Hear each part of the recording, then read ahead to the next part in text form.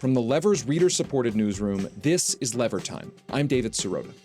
From the moment all those tech billionaires were given front-row seats to the inauguration, Donald Trump's second term has promised to be a bacchanal of government favors for the richest and most powerful corporations in the world.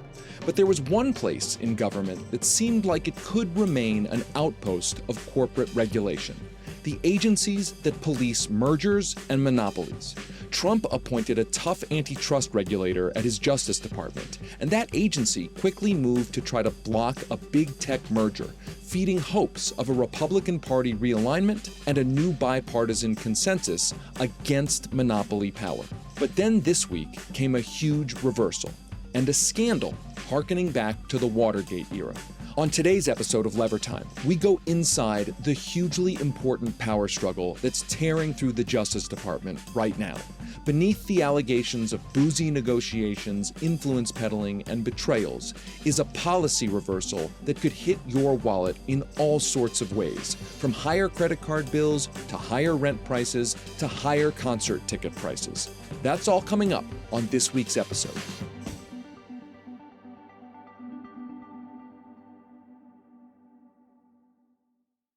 Today's episode is a big breaking news story unfolding right now about the Trump administration. We're going to talk to one of the reporters who helped break it open. But to really understand the whole thing, we first have to take a short trip back to the 1970s. Cue the going back in time sound. It's 1971. The Justice Department's top antitrust enforcer, Richard McLaren, has been working with Deputy Attorney General Richard Kleindienst on a case to try to block yet another merger by one of America's largest telephone companies, ITT. The case seemed promising. That is, until Kleindienst's phone rang with a call from a very important person. Yeah. Mr. Kleindienst, Mr. President. Hi, Mr. President. Hi, Dick. How are you? Good. How are you, sir? Fine, fine. It was Dick Nixon calling Dick Kleindienst about Dick McLaren's antitrust case. There are a lot of dicks to keep track of here, but stay with me, because Nixon wasn't dicking around. He was calling with an order and a threat to fire someone if he wasn't obeyed. I want something clearly understood, and if it is not understood, McLaren's ass is to be out within 1 hour. The IT&T thing, stay the hell out of it. Is that clear? That's an order. You mean the order is to... The order is to leave the goddamn thing alone. Kleindienst was audibly flustered, but Nixon raged on. Now, I've said this, Dick, a number of times, and you fellows apparently don't get the message over there. I do not want McLaren to run around prosecuting people, raising hell about conglomerates, stirring things up at this point. Now, you keep him the hell out of that. Is that clear? Well, Mr. President... Or either he resigns. I'd rather have him out anyway. I don't like the son of a bitch. Kleindienst asked for a bit of clarification on whether to file a brief in court that was soon due. If your order is not to file a brief, my order is to drop the goddamn thing. Is that clear? Yeah, I understand. Okay. Yep, Richard Nixon just hung up on his Deputy Attorney General. The message from the boss was clear. Stop trying to block ITT's merger. You'll notice that the president didn't try to make a legal argument about antitrust law. Perhaps that's because, for Nixon, this probably wasn't about the law. It was about something else, a $400,000 check that ITT was sending to the Republican Party ahead of Nixon's re-election campaign. That donation, disclosed just a few weeks after Nixon's phone call, it didn't seem to be a coincidence, especially when ITT's Washington lobbyist wrote a memo noting that, quote, "Our noble commitment has gone a long way toward our negotiations on the mergers eventually coming out as Hal wants them." Who's Hal? The president of ITT. The lobbyist for ITT ended that memo with this line, quote, "Please destroy this, huh?" ITT's antitrust suit was settled. But unfortunately for two of the dicks in this story, Dick Nixon and Dick Kleindienst, the lobbyist's memo was not destroyed. It was leaked in a 1972 newspaper column and then reemerged during the Watergate investigation a few years later. Dick Kleindienst was eventually convicted for lying to Congress when he told senators that in the ITT matter, he was, quote, "not interfered with by anybody at the White House." And of course, Dick Nixon was eventually forced to resign from the presidency. And his successor, Gerald Ford, would soon sign an anti-corruption law known as the Tunny Act. That law, which was a direct response to the ITT scandal, allows courts to review antitrust settlements to make sure they're in the public interest and not the product of bribery, corruption, or political influence. That law remains in effect today. And now, more than 50 years after Watergate, that same law is back in the spotlight because of what just happened inside of Donald Trump's administration. Trump's Justice Department unexpectedly decided to settle an antitrust case that it had brought against Hewlett-Packard Enterprise's proposed merger with Juniper Networks. The administration's top antitrust enforcer in the Justice Department, Gail Slater, who had been advancing this case against Hewlett-Packard, she appears to have been overruled by Attorney General Pam Bondi's chief of staff. And now 2 of Gail Slater's deputies have been fired. Thanks to court disclosures required by that old Watergate-era Tunny Act, we know that Hewlett-Packard enlisted the services of MAGA-connected lawyers in the weeks before the Justice Department agreed to the settlement. We also know that Hewlett-Packard poured $250,000 into Donald Trump's inauguration fund. The Hewlett-Packard settlement decision follows closely on the heels of the Trump administration's approval of the very public Paramount-Skydance merger. That approval came soon after Paramount fired late-night host Stephen Colbert and settled their lawsuit with Donald Trump by making a $16 million donation to his library. It also follows Trump ending the FTC's lawsuit against the Microsoft-Activision merger after Microsoft dumped $750,000 into Trump's inauguration. There's that old saying that history doesn't repeat itself, it rhymes. And there really are a lot of rhymes here. It's hard to look at the events of recent weeks without wondering whether the antitrust process is being taken over by precisely the kind of influence peddling that became such a flashpoint in the 1971 ITT case. The kind that the post-Watergate anti-corruption reforms, like the Tunny Act, were supposed to stop. Democratic senators are now calling for the judge overseeing the Hewlett-Packard settlement to use the powers of the Tunny Act to launch a full investigation of what happened. On today's episode of Lever Time, I'm talking with the Lever's antitrust reporter Luke Goldstein, and I'm talking with UnHerd magazine's Sohrab Ahmari, who broke open the story about some of the secret negotiations that reportedly took place in the Hewlett-Packard case. The big questions we discuss are about so much more than this one merger. They're about whether this is the end of serious antitrust enforcement against huge corporations, as those corporations try to grow larger and more powerful, so they can price gouge all of us on everything from credit card bills to rental payments to concert tickets. All of that is coming up after the break. Welcome back to Lever Time. We're talking with the Lever's Luke Goldstein and UnHerd magazine's Sohrab Ahmari about the merger scandal tearing through Donald Trump's Justice Department right this very moment. To start the discussion, I first asked Sohrab to explain Trump initially installing what many presume to be a tough antitrust enforcer at his Justice Department, and why that appointment had sparked some initial optimism among those who support the more aggressive antitrust policy that we've seen in the last few years. So, Sohrab, let's start all the way at the beginning of the Trump administration and its appointment of a woman named Gail Slater to run the Justice Department's antitrust division. Why was this important? Why should people know about this? What was it supposed to signal about the Trump administration? So the appointment of Gail Slater was one of the important personnel signals that the Trump administration, the incoming Trump 2 administration, telegraphed to the kind of realignment-oriented conservative intellectual sphere, meaning this recognition that, and it was definitely confirmed by the results of the 2024 election, that the Republican Party's base now is working class. They had won households that earn between $30,000 to $100,000 a year, which is a pretty decent proxy for working class.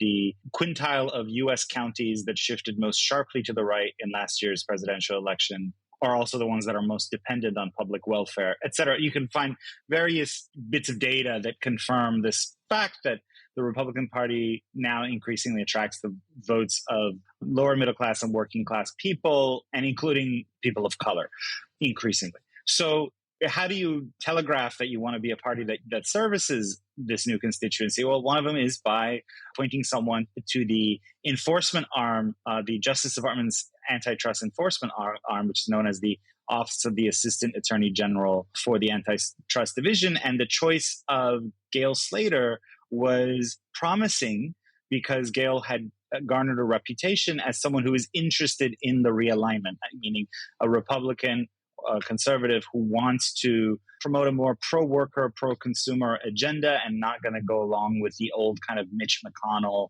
Mitt Romney, George Bush, kind of the old Republican Party agenda when it comes to concentrations of market power.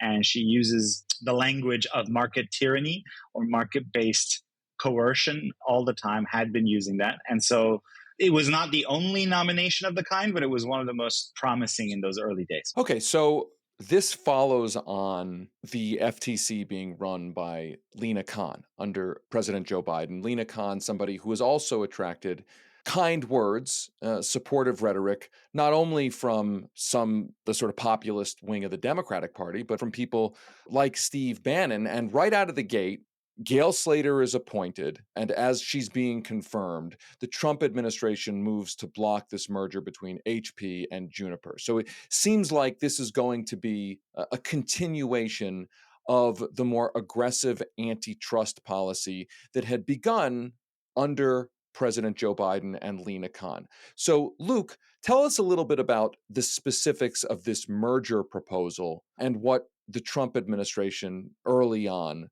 argued about that merger. Yeah, sure. So the reason this case and the ensuing political saga is imbued with significance is you really have three different things going on. You have the appointment of Gail Slater, right?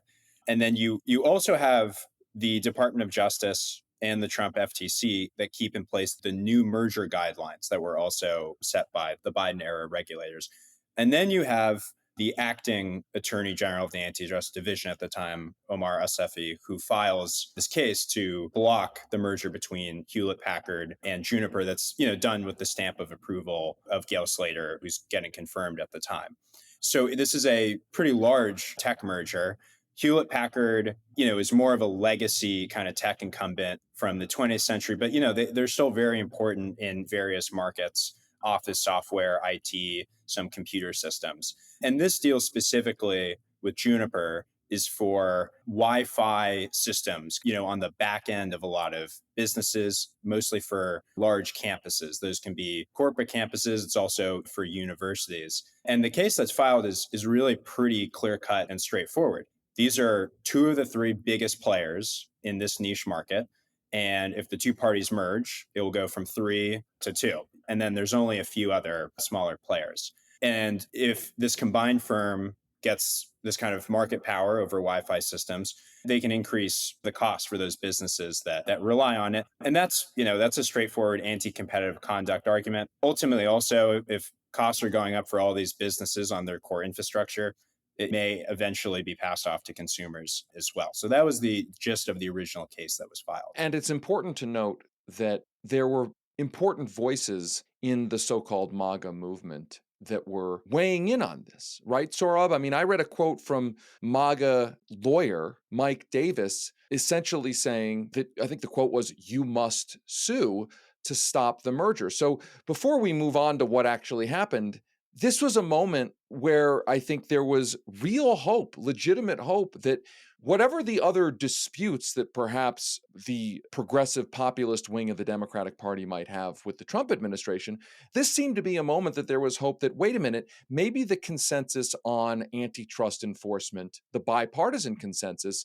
was actually shifting from the previous era of just essentially approve every merger that comes before us to something different, right? I mean, just put us in that place in time. and what that was like. Well, yeah, David, I mean, I remember when this was, when Omid Asefi, the acting assistant attorney general for antitrust, who is basically the incoming administration's acting version of Gail Slater while she's getting confirmed, as you indicated, when he moved to challenge this merger between, and it's actually Hewlett-Packard Enterprise, it's HPE, it's their kind of connectivity solutions line of work with Juniper, who does the same thing. When he moved against that, it was around the time when much else about the second Trump administration was beginning to curdle. This was when Doge was coming in and, basically like taking an axe to so many government departments in this chaotic way that now we know ultimately didn't even save that much money. But it was very much the kind of Doge was neoliberal or libertarianism on overdrive.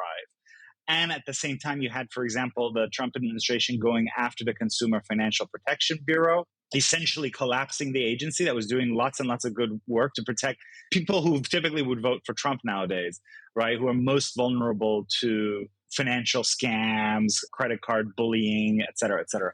So there was everything else was kind of already in the early days of the Trump administration was kind of red flags were going up that this was not a realignment-oriented administration in many ways. In some ways, it's going to be a neoliberal libertarian model on overdrive. But you still had this antitrust area as the one area that gave people hope that there's this continuity between Trump 1, which, for example, launched many of the cases against Google and so on, Biden administration, and then Trump 2. There's this is one area where you have policy continuity.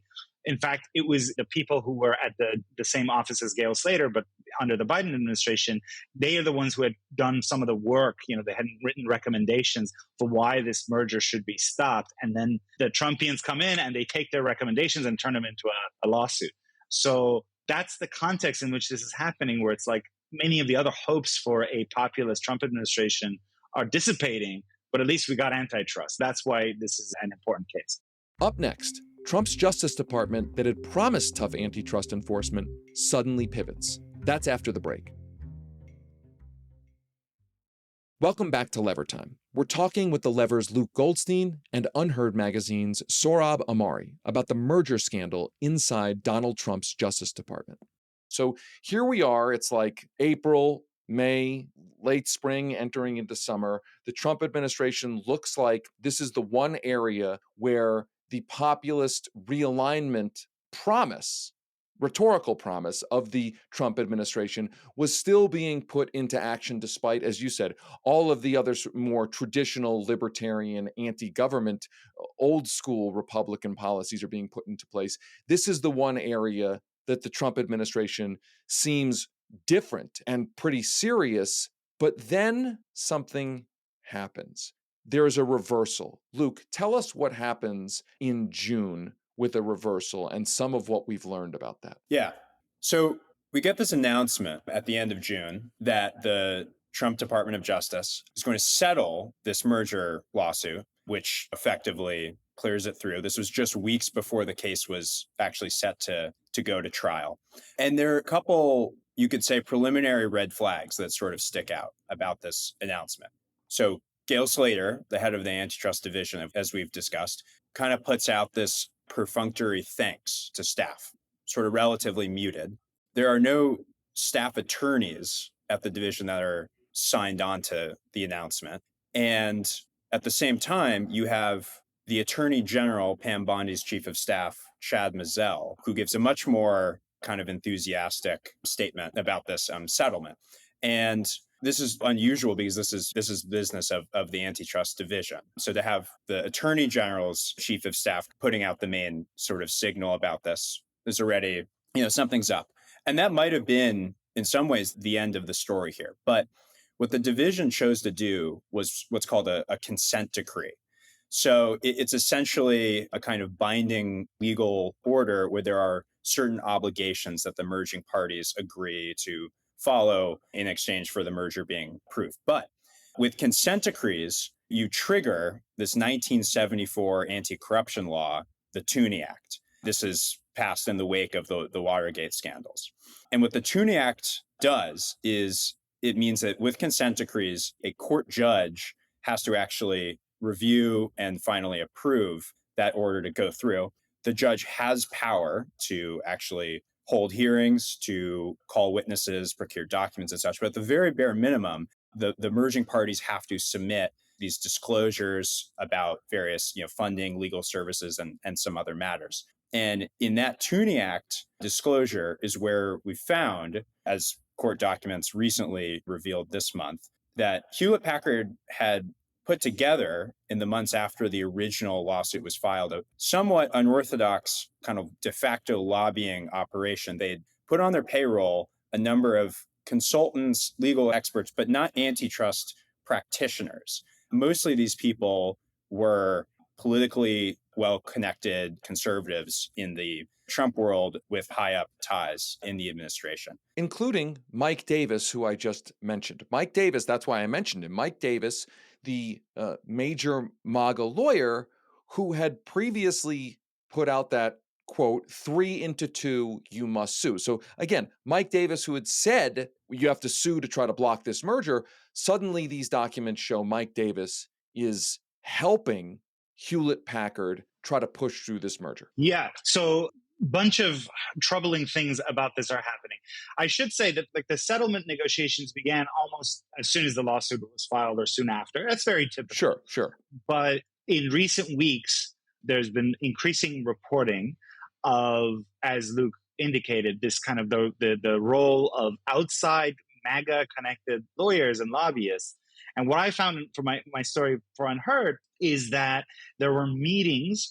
Basically, I spoke to a former official with knowledge of the matter, that there were meetings at, let's say, like private clubs over martinis to hash out the terms of the settlement, which is, just on its face is disturbing, right? And there were multiple such meetings. And basically what had happened was that because the terms that Gail Slater had insisted for the consent decree were not satisfactory to HPE, it seems they went then to higher-ups in the department like Pam Bondi and Chad Mizell and tried to force the settlement through on the terms that they want. And even there were these kind of backroom, like boozy meetings, as was described to me, circumventing her as the person who's the antitrust expert and who's the Senate confirmed antitrust expert within the Department of Justice. And there's interesting facts about the Tunny Act disclosures. So the Tunny Act was actually enacted after the ITT merger, where Nixon was trying to push through what was seen as such a corrupt antitrust settlement that it prompted Congress to come up with this act where there are these guardrails to ensure that the process by which the settlement is reached is transparent, it's above board, et cetera, et cetera. So there's a guy named Arthur Schwartz, who's a very powerful lobbyist in Washington, in Trump's Washington today, who definitely was retained by HPE in this process, but wasn't on the Tunny Act disclosure. Now, a source close to him insisted to me that because he was not involved on the settlement negotiations, he was not required to disclose on the Tunny Act side. But it's not just the disclosures, it's the whole seemingly a little bit secretive, outside normal channels process by which this settlement was rammed through. That's a problem. And the defense right now that they're coming up with is that this was necessitated by national security. I think that's ridiculous, and I can get into why. But the Tunny Act has never been enforced in that way. In other words, there's never been a case where there has been an antitrust settlement and then it's been challenged on the basis of whether the failure to comply with the Tunny Act or not. However, there's serious reason to believe that in this case, you really might get that. For one thing, it's a progressive judge out in California who's going to oversee it. There's a lot of demand for Democratic senators release the statement raising concerns because of what's the appearance. The appearance is that these MAGA lobbyists are setting themselves up as people. If you have an antitrust issue, come to us and we will help you bypass the annoying stickler for rules AAG. Right. That's the impression that's been created. Right. And I think that the old law that you mentioned, I think the specificity of it is really important to underscore here, that this kind of thing happened in a pretty specific way.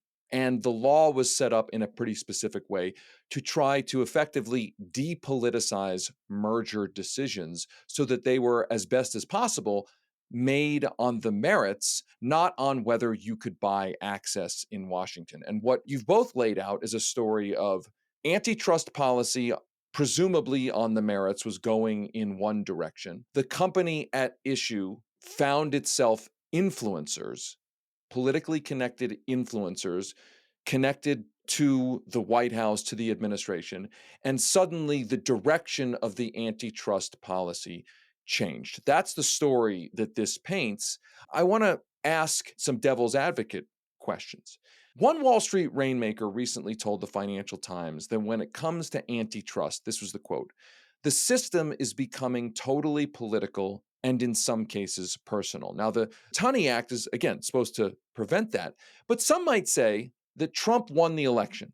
It's his prerogative to appoint his people to decide whether or not to approve these mergers, and that politics is always at play. Luke, what's your take on that? What's the response to that? That there's always politics at play, and that this is just politics in a more blatant and explicit way? Well, the Tunny Act seems to be, I think, on its face, the whole goal was to kind of try to stop, to some degree, crony backroom deals here. Also, I guess these antitrust enforcers are kind of inoculated in some ways from the political process. Now, I mean, you can poke holes in that to varying degrees, but that is like how the institutions are set up. And I think the laws that they're supposed to enforce are set pretty clearly and they're kind of straightforward. And I think no one really wants to live in a world where there's just pay-to-play dealings on the inside. Subsequent to this happening, Gail Slater is still at the Trump Department of Justice, but there were firings. Sohrab, tell us a little bit about that. What's happened in the aftermath of this? Yep. So there were two of her senior lawyers who, through the late spring and early summer, began to make noises denouncing what one of them, Roger Alford, who's a law professor at Notre Dame, called this kind of ecosystem of lobbying that barrages antitrust enforcers and tries to circumvent the processes that we have been discussing. Another one, Bill Winners, who is also a lawyer, he gave a speech at George Washington University at which he said, "We will not be doing martini deals." He used that phrase, that we're not going to make deals over martinis.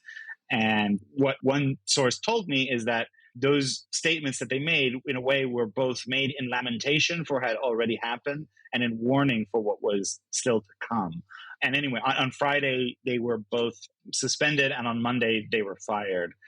And I'm not breaking any secret here to say that the office as a whole is under a great deal of pressure. Up next, we take a look at what the weakening of antitrust enforcement might mean for you and your wallet. That's after the break. Welcome back to Lever Time. We're talking with the Lever's Luke Goldstein and UnHerd magazine's Sohrab Ahmari about the merger scandal tearing through Donald Trump's Justice Department. All right, so I want to go to takeaways here, what this actually means beyond this merger, because I think that's really important. A new Public Citizen report found that since the start of April, Trump's administration has advanced the mergers of T-Mobile and U.S. Cellular. Obviously, we're talking about HP and Juniper. The administration has also intervened in antitrust cases on completed mergers of Microsoft and Activision, Capital One and Discover, Paramount and Skydance, and others. I think the first question, as we zoom out for what this actually means, and I'll ask you, Sohrab, why would Trump have appointed somebody like Gail Slater? And why would the Trump administration, out of the gate, present itself, not just in rhetoric, but seemingly in various policies, as serious about enforcing antitrust laws, and then so quickly, it seems, to be reversing that? I mean, are they playing some game, or is this essentially that the power of the swamp of corruption essentially has overridden everything? Look, there's so many factors to go into, but the first thing is, I think Trump is a deal guy. He is a deal maker, and when I interviewed Gail Slater in happier days earlier this year when none of this had yet surfaced. I asked her, so what sets you apart from the Lina Khans of the other side of Democrat? And she told me, quote, we don't want to just interdict deals just for sake of interdicting deals. She said, quote, if you're doing a merger that's benign, we'll just get out of the way. There was a perception that a lot of deals were being held up for a long time unnecessarily by both agencies, meaning both the FTC and the antitrust division at the Department of Justice, and that was leading to inefficiencies and hindering deal flow. So that's already kind of the background. Like there are some differences, but bottom line, I mean, she, as you said, she's brought in because she's someone who's seen as scrupulous, who, as I said, like in her Senate confirmation hearing in the initial testimony, she said that too often the right has been alert to potential governmental abuses of power, but blind to concentrations of market power that can be just as coercive, which is music to a lot of ears, both among progressive Democrats and, you know, more populist, genuinely populist people on the right. But look, I mean, the swamp is in a way getting swampier under Trump too. There's no denying that. And this is very disturbing. I'll just say one takeaway that's very dangerous is now, in a way, after the fact, the defenders of the deal are saying it was necessitated by national security. And I just want to flag this for listeners that today, for example, in Axios, the same day my story came out on UnHerd about the backroom deals, there was a story in Axios by Mike Allen who said senior administration officials have told him that it was the intelligence community that intervened to ensure that this deal goes forward. There's just a lot that's wrong about that, and it just needs to be called out. For starters, you know, what the deal's defenders will say is, look, there's this big competitor called Huawei, the Chinese company, and we need our American versions to be just as big and robust and competitive. And what you're really talking about here is enterprise solutions for foreign militaries and foreign governments and foreign intelligence agencies. And in those cases, who cares if we charge them more, right? It's governments paying. But that's just simply not true. These two companies, you know, HPE has its product that's called Aruba, and Juniper has its product that's called Mist. It's mainly domestic business. There's numerous state and local agencies that use Mist, numerous universities that use Mist for their networking solutions, numerous sports stadiums, et cetera. If you go to a sports stadium and try to get into the Wi-Fi, you're using one of these two. So if one of them goes away, that has impact on those businesses because they have higher IT costs, which they will then pass down to ordinary customers. But what I'm saying is that sort of after the fact use of national security as a kind of waving of the red flag to say, well, you know, it's China. Aren't you on board with fighting China? Could be very dangerous because almost anything could be framed as being national security sensitive. Groceries touch on food supply. So if there's grocery store mergers, sorry, that's the rivalry against the communist Chinese necessitates ensuring that letting any mergers happen, regardless of the effect on consumers and so on. This is the thing that's emerging that I think is very sinister. And if the precedent takes hold, that you can just call everything national security. By the way, in their Tunny Act, HPE did not list meeting with any security-related agencies.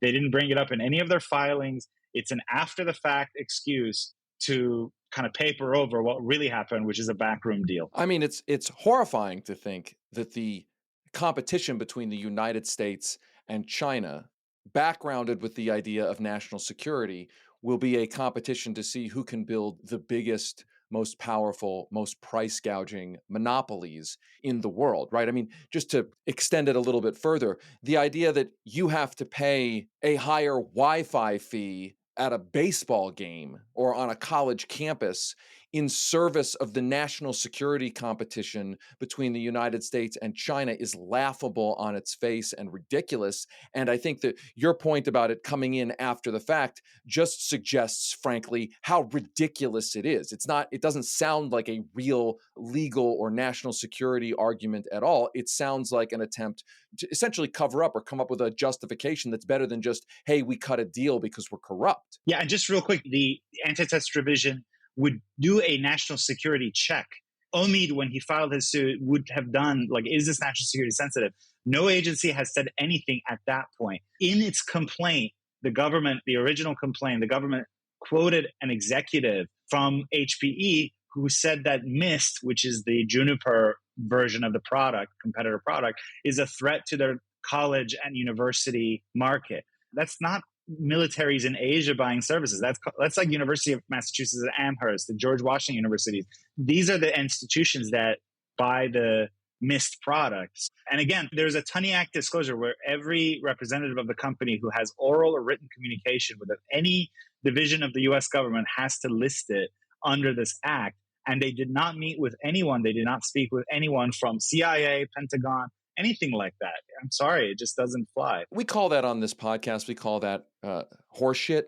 That's what we like to call that. It sounds like horseshit. Also, just to say, in fairness, though, this specific national security argument is kind of a bipartisan horseshit. Yeah. When there was a merger deal between NVIDIA and ARM, another player in the chips market, and the FTC indicated that they were going to block that deal, the same arguments were trotted out. This is about, national champions and, building American national defense. Yeah, well, look, the only way to protect America from China is to continue price gouging everybody in the country through giant oligopolies and monopolies that have no competitors at all. I mean, that's an obvious truth. I jest. Show some patriotism. Yeah, seriously, Yeah. like show some patriotism. Be willing to get price gouged. Okay, just looking ahead. If the antitrust populist MAGA folks are now being overruled by a new version of a swampier swamp, what does that mean for other antitrust cases? What other cases are coming down the pike that listeners and viewers should be worried about when it comes to, again, like stuff like price gouging? The firing of two of Slater's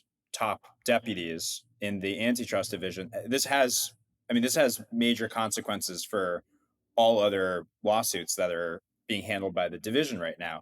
So they currently have active lawsuits against antitrust lawsuits against Visa, against Apple, against RealPage primarily. There's sort of a handful of other smaller ones. Live Nation? Yeah, Live Nation, Ticketmaster. So we're talking about stuff on your computer, Google, Apple. We're talking about your credit card, how credit card companies price gouge. We're talking about Live Nation, which is tickets to concerts and the like.